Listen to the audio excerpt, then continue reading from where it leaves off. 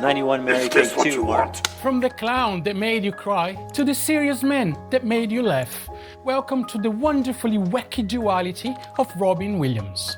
And if you think you know the man who stood on desks and freed minds, think again. We've got secrets, struggles, and smiles, a trifecta of tales so enthralling that not even a barbaric yawp could do it justice. Stick around to the end, troops, for the 3 secrets from his life that'll have you saying, "Oh Captain, my Captain, are you in?" Tap that play button, seize the subscribe, and let's embark on this epic journey, Williams style. I am your co-captain Eric, and your own Curiosity Corner.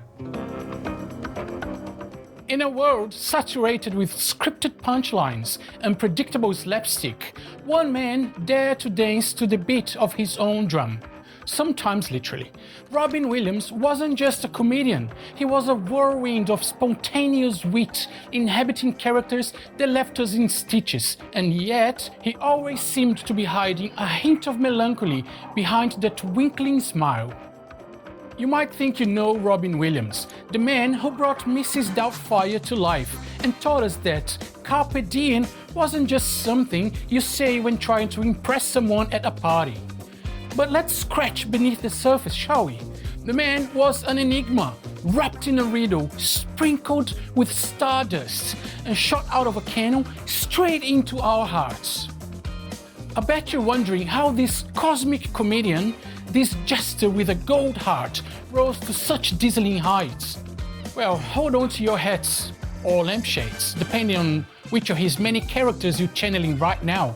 Because we're about to dive into the meteoric rise of a star that burnt so bright, it's a wonder we weren't all wearing sunglasses. So, as we prepare to peel back the curtain on this most captivating of tales, I must ask you, dear viewer, to keep your arms and legs inside the vehicle at all times. And remember, if it gets too emotional at any point, just think of Williams in a tutu, wrestling with his conscience in the birdcage. Now, what led Robin from the quiet halls of Juilliard to the boisterous sets of Hollywood? Stay tuned, as the next chapter reveals the origins of a legend.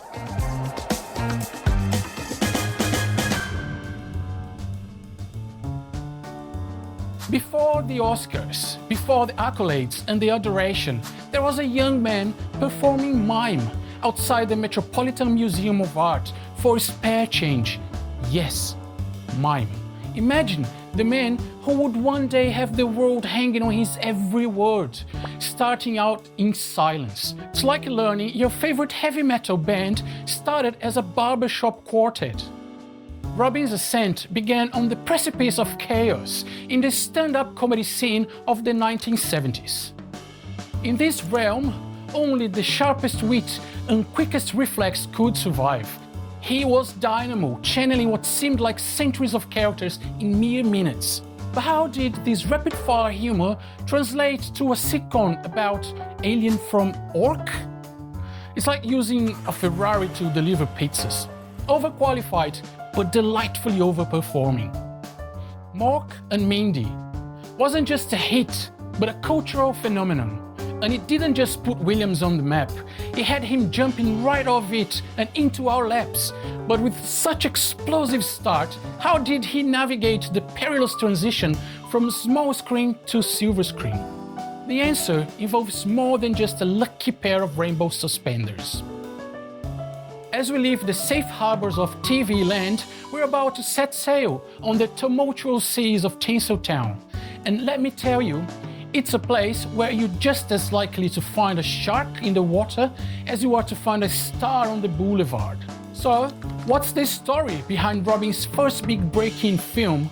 Stick around, because in the next chapter we'll reveal just how our beloved captain steered his ship through the stormy weather of show business.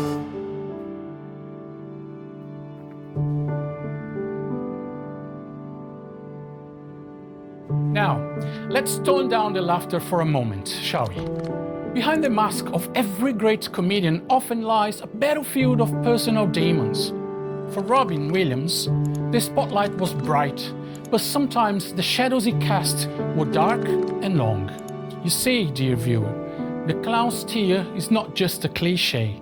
It's a reminder that the line between joy and sorrow is as thin as the tightrope he so masterfully walked. With a life that fluctuated between exuberant highs and desolate lows, Robin battled addiction and depression, adversaries as formidable as any he faced on screen. It's a bit like finding out that Superman has vertigo, unsettling, to say the least. And yet, through it all, his resilience shone like a beacon, guiding him back to laughter time and time again. It's easy to assume that the man who could make the whole world laugh wouldn't understand the meaning of a tear. But Robin did, intimately so. In fact, he often drew from his well of persona strife to bring depth to his on-screen personas.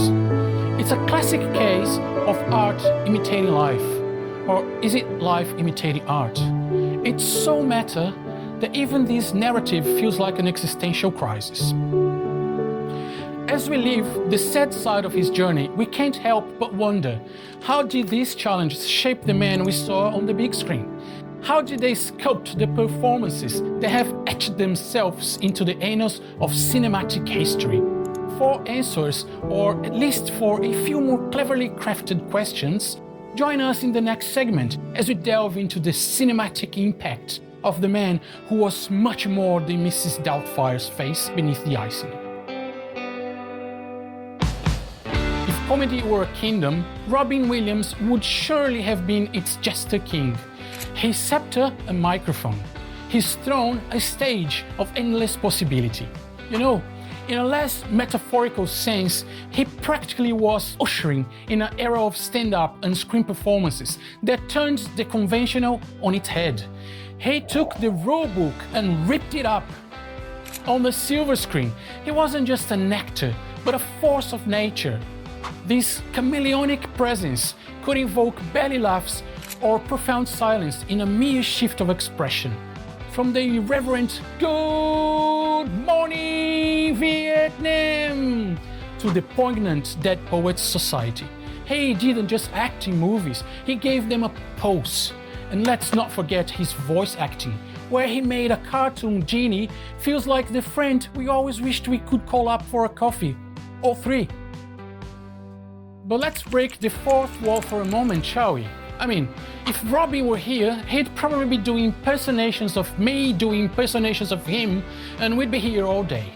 His influence stretched beyond the laughter, inspiring comedians and actors to see their craft as a playground rather than just a stage, where one could swing from the dramatic to the comedic in the blink of an eye.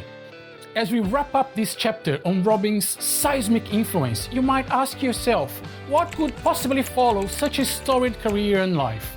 Well, keep your remote at a safe distance, because next up, we tackle the turning point that left the world gasping for air, searching for words, and grappling with the loss of a man who was, in so many ways, a real-life genie in a bottle. How did we, as a society, respond to his sudden absence? The answer awaits in our next chapter. In the narrative of life, we crave a third act, where everything comes together, where loose ends tie up in neat bows. But sometimes the story is cut short, and the curtain falls prematurely. In August 2014, the world was shaken by the news that Robin Williams, the man who could ignite sparks of joy in milliseconds, had left the stage for the last time. It was as if laughter was sucked out of the planet, leaving behind a silence too heavy to bear. The news of Robin's passing was a jolt to the collective heart of humanity. It was a sobering reminder that behind the facade of even the most vibrant performer can lie a struggle unseen. It's a bit like realizing the funny noise your car was making wasn't just a quirky feature. And in Robin's case, it was a complex battle with mental health that many shared, but few spoke of. There was an outpouring of grief in the aftermath, a universal mourning that transcended borders, cultures and languages. It was as though the world was united in a moment of reflection, considering not just the man and his work, but also the fragility of joy itself. And let's be honest, for a moment there, it felt like we were all part of a very exclusive club that nobody wanted to join. As we pivot from the tragedy, we're left to ponder, what lessons did we learn from this loss? How did it change the conversation around mental health and the pressures of fame? Stay with us, because in the next chapter, we're not just recounting facts, we're honoring a legacy, celebrating the indelible mark left by a man who made the world a brighter, funnier, more poignant place. Don't go anywhere. After all, you wouldn't want to miss the best part, would you?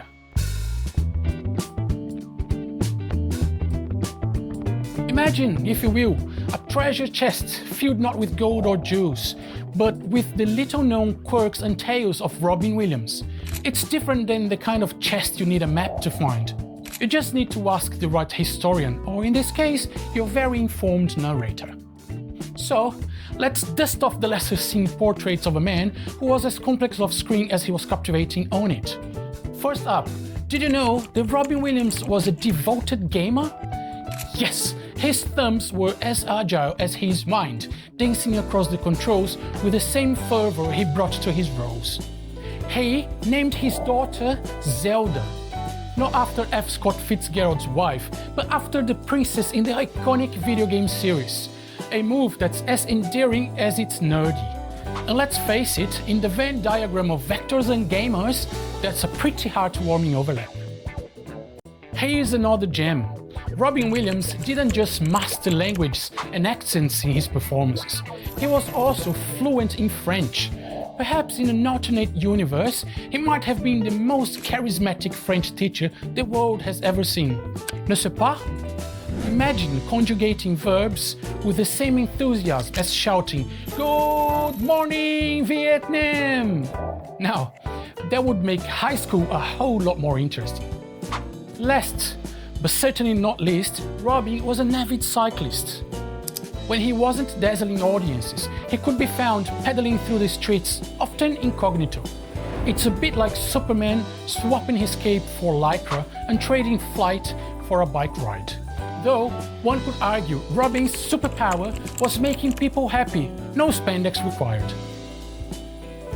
As we gear up for the final chapter in our saga, we're not just closing the book on Robin Williams' life, we're immortalizing the chapters he wrote in the grand story of humanity.